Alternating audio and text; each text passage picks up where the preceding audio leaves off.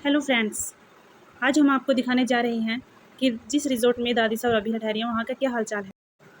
कावेरी जी बोलती हैं कि हमने रजिस्टर में सब चेक कर लिया है, पता किया है कि इसमें कितने कमरे हैं, इसमें आधे से ज़्यादा कमरों के रिकॉर्ड नहीं है। सुंदर बोलता है, ऐसा कुछ नहीं है मैम, आपको कोई गलतफहमी हुई है। कावेरी जी बोलती हैं कि गलतफहमी तुम्हें हुई है, तुम्हें लगता है कि तुम्हारी चोरी नहीं पकड़ी जाएगी और गेस्ट से मेंटेनर के नाम से पैसे लेते हो।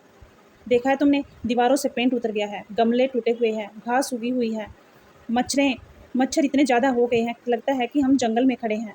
इन सबको देखकर अभीरा मायरा का हाथ ज़ोर से पकड़ लेती है और मायरा को पता लगता है कि उसकी मम्मा डरी हुई है, इसलिए वो बोलती है, मम्मा चलो हम दोनों कमरे के अंदर चलते हैं। और फिर सुंदर बोलता है कि मैडम यहाँ कई तरह के टैक्स देने पड़ते हैं, आप तो आज आई हैं, 2-4 दिन का आप आराम करो, आपको मैं सब समझा दूंगा। फिर कावेरी जी बोलती हैं कि अगर तुम यहाँ 2-4 सेकंड और रुके ना तो मैं अच्छी तरह समझा दूंगी कि मैं क्या चीज़ हूँ।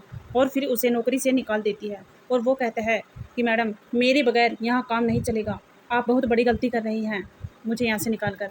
गीतू बोलती है, अरमान सब ठीक हो गया है, अब तो हम हनीमून जा सकते हैं। अरमान बोलता है, क्या ठीक हो गया है, मेरी बेटी और अभीरा कहाँ हैं, मुझे नहीं पता है, मेरी बच्ची की लाइफ नॉर्मल नहीं हो रही है, मेरी 7 साल की बच्ची को कितना स्ट्रेस है, उसकी माँ को थोड़ी सी रोशनी दिखाई दे तो वह चीखने और चिल्लाने लगती है, उनका ख्याल सिर्फ मैं रख सकता हूँ और कोई नहीं। उसके बाद गीतू बोलती हैं, अरमान लाइफ में हर पल परेशानियाँ तो बनी रहती, उन परेशानियों के बीच में से इंसान को खुशियों के पल ढूंढने चाहिए।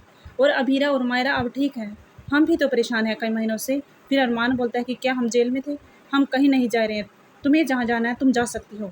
फिर वहाँ पर विद्या की एंट्री होती है और विद्या बोलती है कि गीतांजलि ने अपने आप ना तो मंगलसूत्र पहना है और ना ही उसने अपने आप मांग में सिंदूर भरा है, उसकी जिम्मेदारियाँ क्यों नहीं उठा रहे हो तुम, उस पर गुस्सा मत करो, वो तेरी बीवी है। फिर अरमान बोलता है कि माँ मेरी और भी जिम्मेदारियाँ हैं, मुझे मजबूरी में उससे शादी करनी पड़ी थी। और फिर वह विद्या को पिछली सारी बात बता देता है जो गीतांजलि और अरमान के बीच हुई थी शादी से पहले। फिर विद्या बोलती है कि मुझे लगा था कि मेरा बेटा हिम्मत वाला है, लेकिन वो तो बहुत ही कमज़ोर है, और गीतांजलि से डर गया। उसके बाद अभीर कियारा को ड्रग्स लेते हुए बोलता है और उसे पकड़ लेता है। कियारा बोलती है कि नहीं ये ड्रग्स नहीं है, ये तो चीनी है।